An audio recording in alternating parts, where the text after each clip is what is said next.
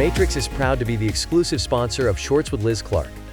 Welcome back to Shorts with Liz Clark. Today, we are joined by two people whose decisions quietly shape how the fitness industry operates every single day.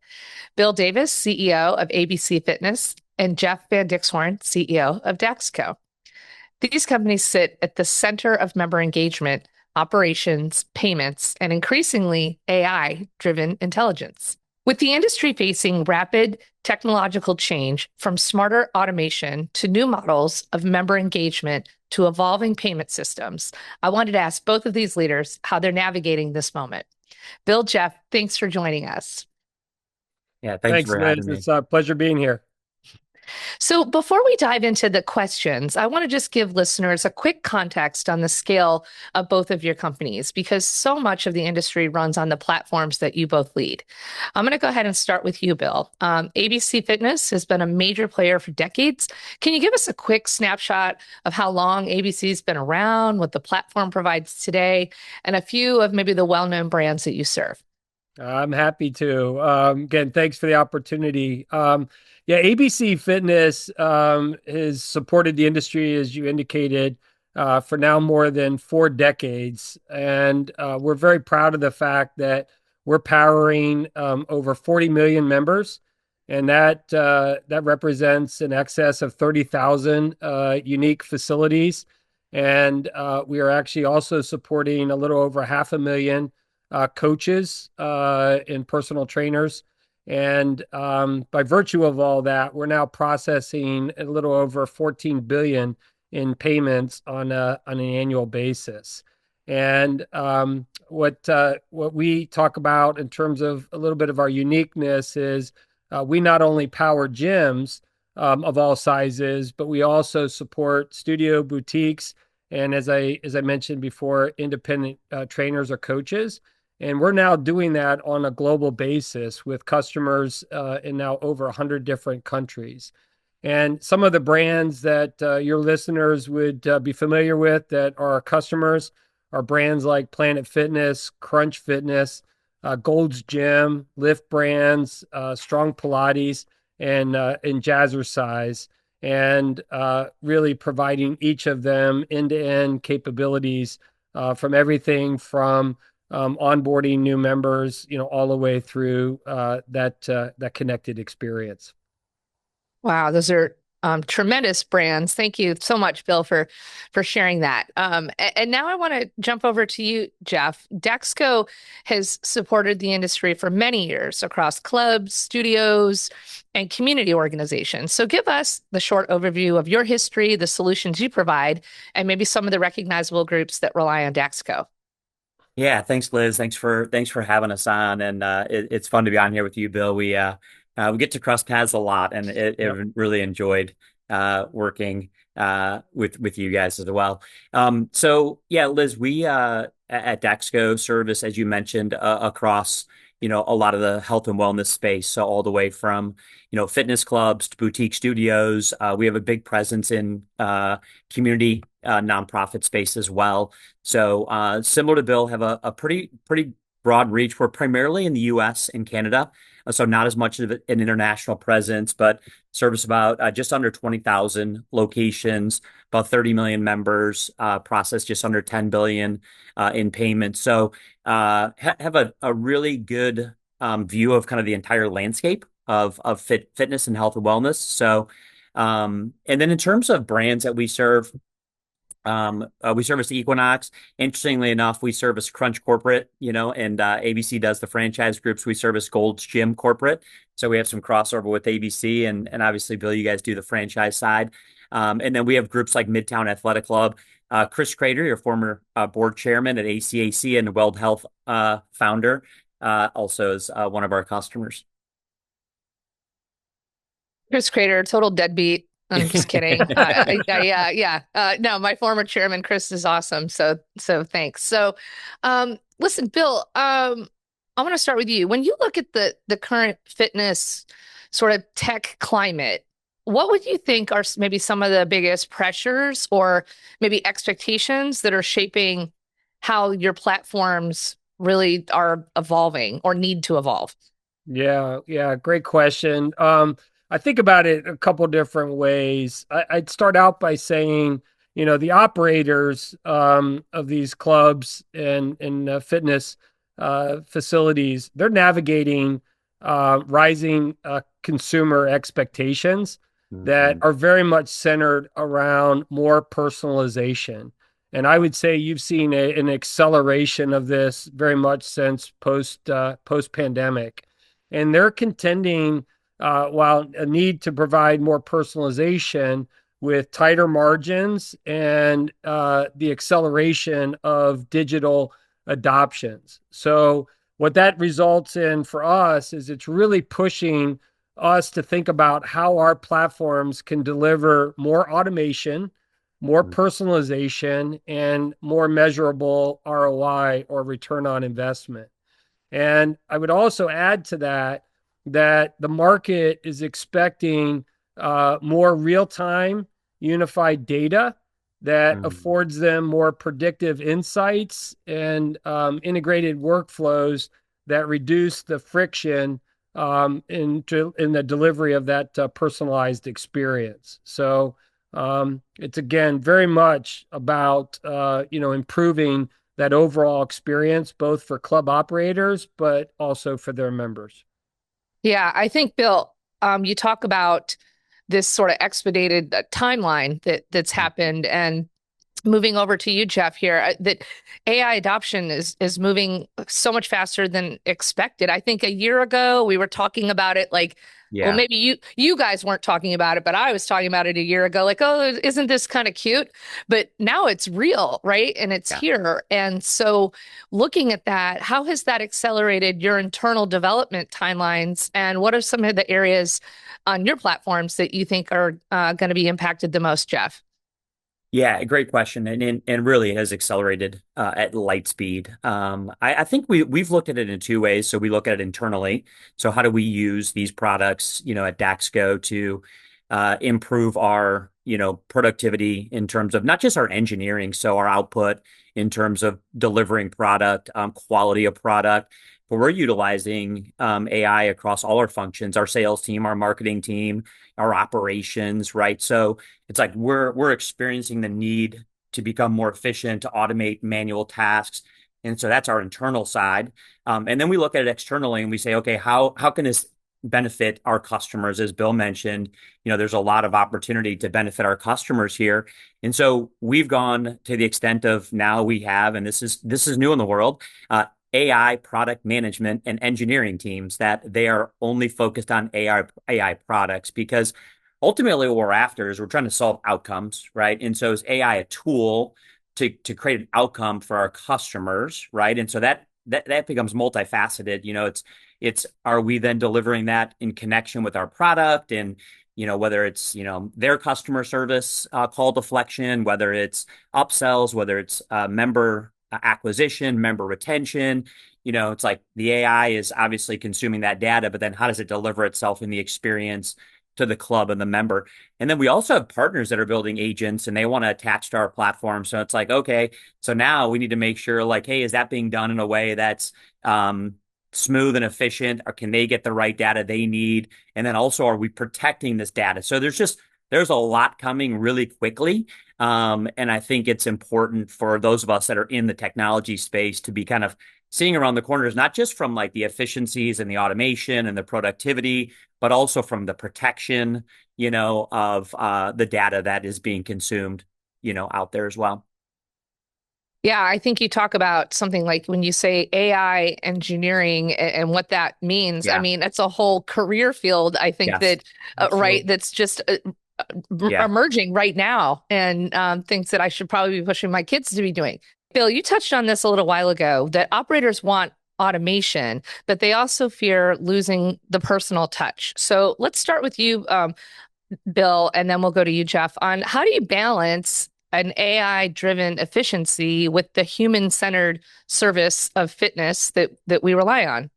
Yeah, I again, I'll take us back to the pandemic, and I trust Jeff will echo this sentiment. The general belief was the fitness industry, for all intents and purposes, had been left for the dead, and that Yeah. everything was going to be done in the home, and Yeah.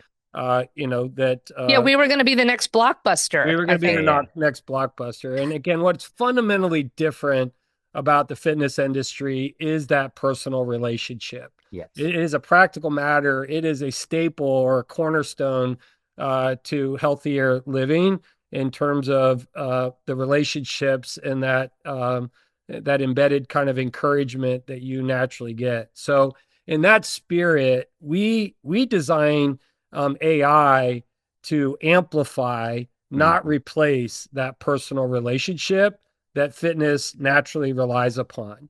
And in so much so, designing where we're leveraging AI, we're doing it in a way where there's always the opportunity for human override or opt-out control to build that in every feature that we are developing. The other basic principle that we follow is that automation can be leveraged to handle the most basic routine tasks. So, creating more capacity for staff to focus on engaging with their members and developing that more personalized experience that I mentioned before, whether that's in coaching, whether that's in community building, or high valued interactions that deepen membership loyalty. And that's very much how we're approaching our AI strategies, and think can serve to be a key differentiator in the fitness industry where that personal relationship is so central. Yeah. Jeff, what's your take on it? Yeah, this is a funny one to me because this is not new.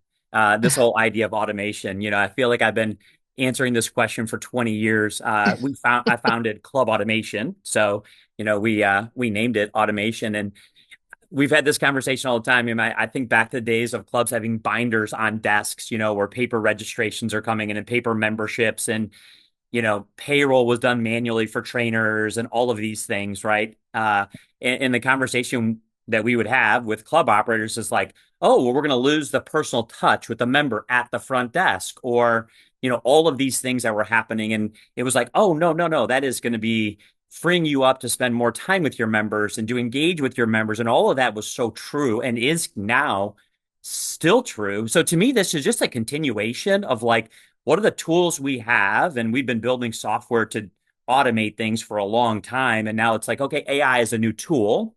How do we leverage that tool in a way that automates, again, more of the mundane tasks so that people can, free up time to interact more with members? Yeah, so to me, it's not new. It's just a continuation of something we've been on a journey for a while.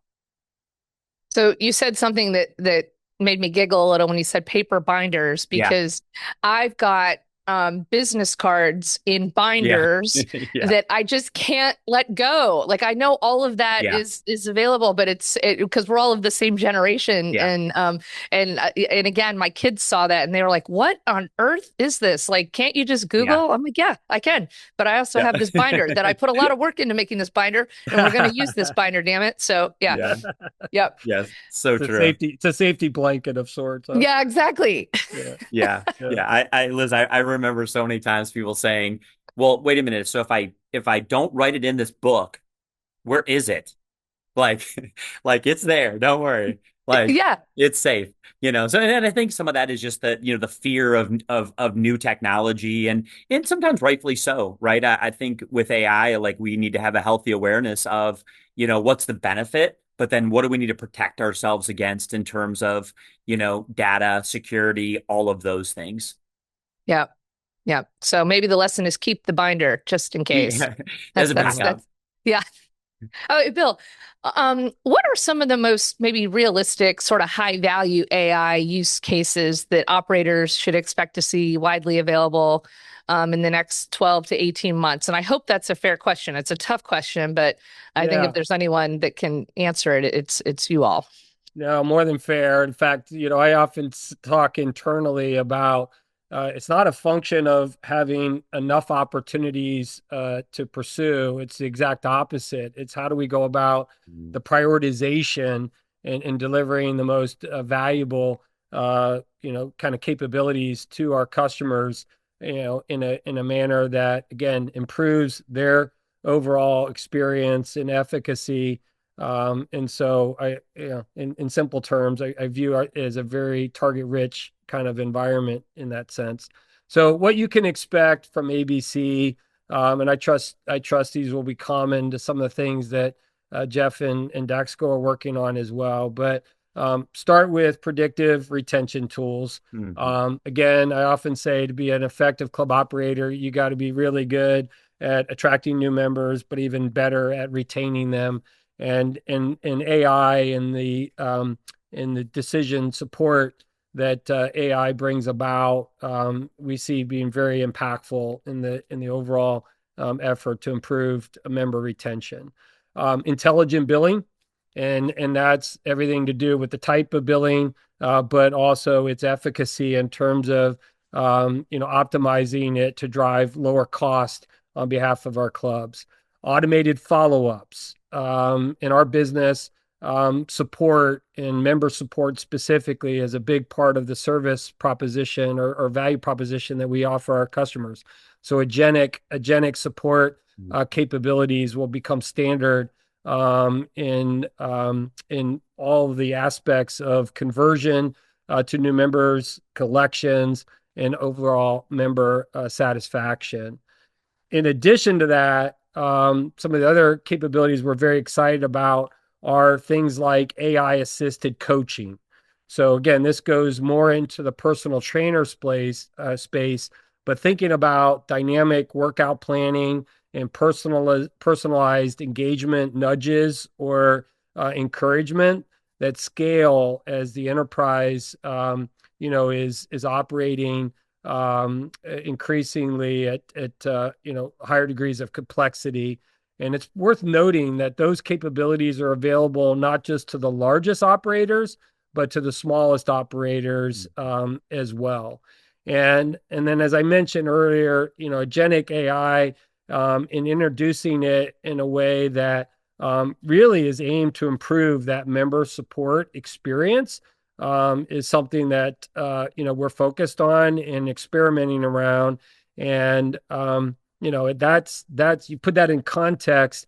We are encountering literally tens of millions of personal interactions on an annual basis, and driving that efficiency for the benefit of the club operator, which results in lower cost, but also improved experience to the member. We see real value there.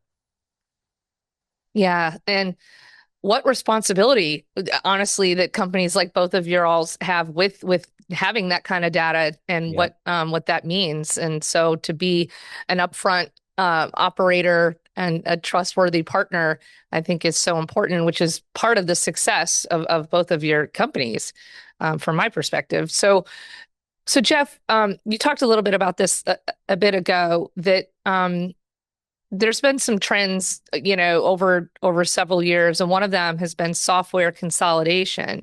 And do you see maybe the future as one platform that does everything, or is this more of like an open ecosystem of specialized tools? Yeah. I think it's more of an open ecosystem, and this is another topic, that I think I've been talking about for 18 to 20 years in terms of, what do you build in your platform? What do you have as an open ecosystem with partners? And, I think there's kind of been a back and forth. And I would say, kind of overall strategy is building a full end-to-end comprehensive platform, and that's our goal, right? And so we're trying to solve the outcomes for our customers. And that's ultimately where it starts, is like, what are the outcomes and the things our customers need end to end, right? And so we're going to be building that in our platform. It also leads to M&A. I know, Bill, you guys bought, Gym Sales. We bought VFP, now Engage Pro. So it's like, oh, we partnered with a CRM, but we want to have that part of our portfolio. So we might build it, we might acquire it and attach it. But then there's a lot of situations where in a certain vertical, someone's just going to go really deep in building software where, we're building a little more broad and may not go as deep in that one specific spot. And so we have a really large partner ecosystem. But then again, the key for us there is making sure that the experience to the club owner, operator, and the member is as seamless as possible. So, how do we focus on deepening the integrations, making it, feel more like you're in one platform, even though it might be, a combination of products that we own and or a partner. So I still think it's going to be an ecosystem. Even the way we're doing our mobile app now, we've flipped it to a platform so that even in our mobile experience, we're building functionality, but we're also opening it up as a platform so that other partners can be embedded into that experience. So again, the member of the club and the operator feels like it's one experience, even if it's not all of our products. Yeah, Yeah. I just if I may, Liz, just ample. I think Jeff nailed it on the head.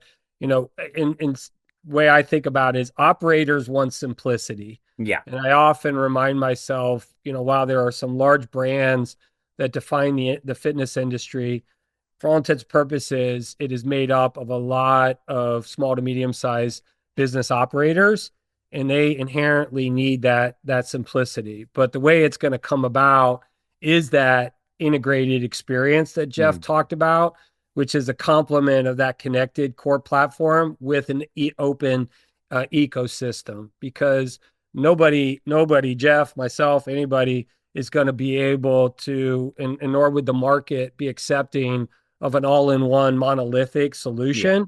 They're going to be looking for those best capabilities, but they're going to be looking to leaders such as Jeff and myself to drive that unified or simplified experience. That is absolutely the expectation that the market has, and a very reasonable one for us to fulfill. Yeah, agreed. Yeah. And what an art. Go ahead, Jeff. No, I was just saying I agree, and so I think for some of the newer things like unified login and all of these things just need to be a part of, I think strong software providers, what they're offering to make that experience feel very seamless. Yeah, I was just going to say it really is almost an art of developing a simple system while personalizing it at the same time, which on one Yeah. hand is almost like everybody gets to choose their own adventure. And but how do you do that, to remain seamless and to do it all what you do is frankly very impressive. So Bill, I want to talk a little bit about integrated payments are now becoming a major revenue and a value driver. And how do you think that landscape is changing? And maybe what should operators be looking for in a payment-enabled platform today? Yeah. I would actually, so I've not been in the fitness industry as long as Jeff, but I've now been in it almost 7 years. And I would say, the payment landscape has changed as much, if not more, than what we've been talking about up to this point in terms of the impact of AI in innovation or automation more holistically. So to answer your question, integrated payments are absolutely unequivocally shifting from simple processing, which I would say defined, what the expectation was for the better part of, 4+ decades, to really becoming much more of a strategic growth engine. And it's driven by rising subscription behavior and improved collection trends or expectations that there will be improved collection trends. But it's also being influenced by the rapid adoption of things like digital wallets, online payments, buy now, but pay later, which is becoming increasingly prevalent across younger demographics. So operators are having to choose platforms that are increasingly capable of supporting diverse payment preferences. And again, I mentioned things like wallets, credit cards, ACH, buy now, pay later, but also protecting that revenue stream and doing it as cost effectively as possible. Because every time a credit card or ACH fails, it necessitates a retry, and there's cost associated with that. And a trend, just to kind of illustrate the point, that is emerging, that is a real substantive threat for the industry, is the onset of the use of neobanks and them being, again, very prevalent, especially in younger members, or younger aged demographics. And their relevance, just for those maybe less familiar, neobanks are digital only banks with no branches. As I mentioned, they're rapidly on the rise, and yet they are creating a degree of increased higher returns and collection risk for operators. So how you introduce smart billing practices, backup payment methods, alternative billing, and the like is a conversation that I'm literally now having on a daily basis, because that use of neobanks, just to put a quantifiable perspective on it, it now represents about 17% of the nearly 10 million joins just this year alone. And again, you are seeing decline rates in the use of neobanks being triple, quadruple, sometimes 5x what you would see from more traditional payment methodology. And it's necessitating a much higher degree of sophistication in terms of how you incorporate such money flow into your operations. Okay, so I just made a note that Liz, research neobanks, because this is the new one. I didn't hear you say crypto, so that's off the table. But we haven't started accepting crypto yet, but no. the day will come. But the buy now, pay later reminds me of old layaway, and I remember that's how I bought my first stereo. Is I put it on layaway. It took me 3 months of my allowance, and so almost like we look at the gyms, like what everything is old is new again, right? Like we're seeing all the weights coming back in and the cardio out. So maybe that's going to happen with payments, but maybe not. Jeff, with consumer expectations rising, especially around a mobile experience, what product areas are you getting the most investment or maybe redesigning right now?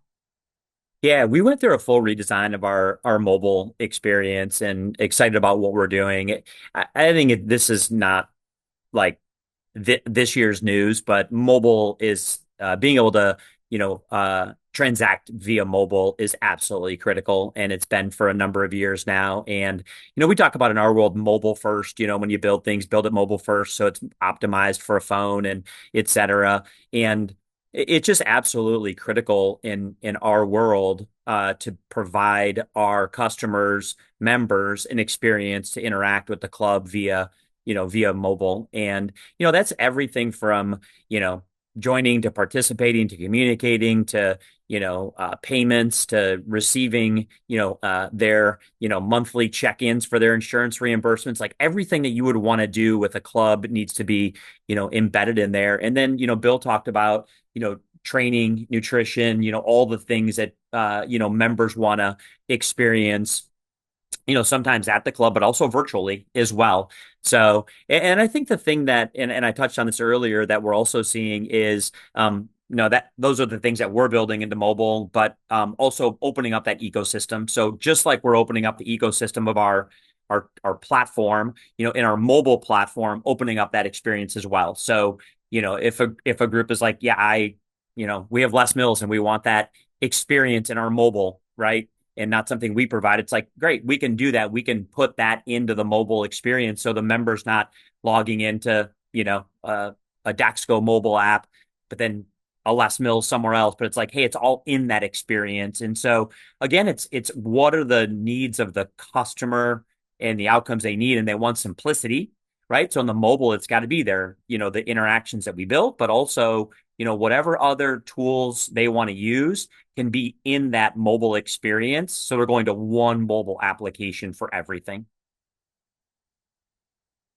Yep. And then the updating of the apps. I mean, you've got to be deliberate about that as well, right? Just from the consumer and what that means from the user face is all considerations, right? Yeah, and that is a whole nother subject on dealing with iOS updates and white labeling and all of that. So yeah.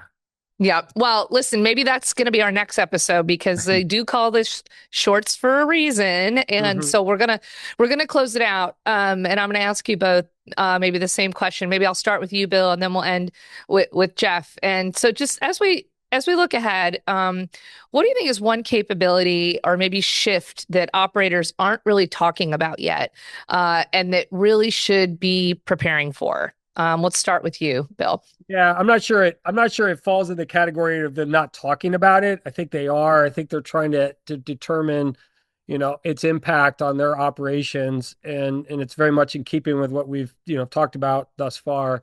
But I think about it in terms, Liz, of, the next era in fitness is all about predictive fitness Mm, operations. And what I mean by that is an industry or an operations that becomes much more anticipatory of churn, of revenue risk, of class demand, of equipment demand, of modality trends, and ultimately how that all translates in delivery of this more personalized member experience. And those needs are just being met in a much more seamless, I dare say effortless manner. And I firmly believe that, that's not denominated in decades. I think that is very much, what we're going to be observing and building towards literally here over the next couple of years. I think from an operator preparedness perspective, what I would encourage everyone to be thinking about is, how do I prepare for an AI-driven automation experience, to really think about it in terms of it becoming much more of your default infrastructure of your business. And its impact is going to be reshaping your thinking around your staffing models, again, mm. around your retention strategies, and overall how it's going to influence your financial management, of your respective businesses. So I, for one, am incredibly excited about what the future is today, and what it will mean to us here over the foreseeable future. And, very much appreciate the leadership that you are demonstrating and inviting this conversation.